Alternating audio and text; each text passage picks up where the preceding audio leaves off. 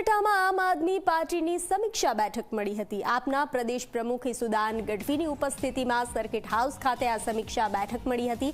આવનારી નગરપાલિકાની ચૂંટણી સંબંધે આપના હોદ્દેદારો અને આગેવાનો સાથે કાર્યકરો સાથે ચર્ચા કરવામાં આવી હતી।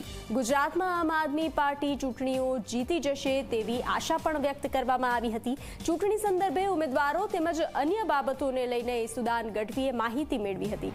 ઉપલેટા અને ભાયાવદરના આપના હોદ્દેદારો આગેવાનો અને કાર્યકર્તાઓ આ બેઠકમાં ઉપસ્થિત રહ્યા હતા।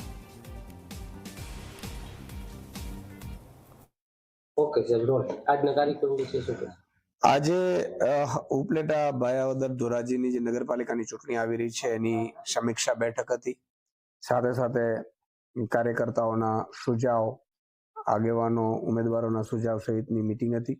અમે સંકલ્પ લીધો છે કે આગામી સમયમાં આમ આદમી પાર્ટી ગુજરાતમાં પણ સરકાર બનાવી અને ગુજરાતના નાગરિકોના હક અને અધિકારો છે એમને પાછા અપાવશે।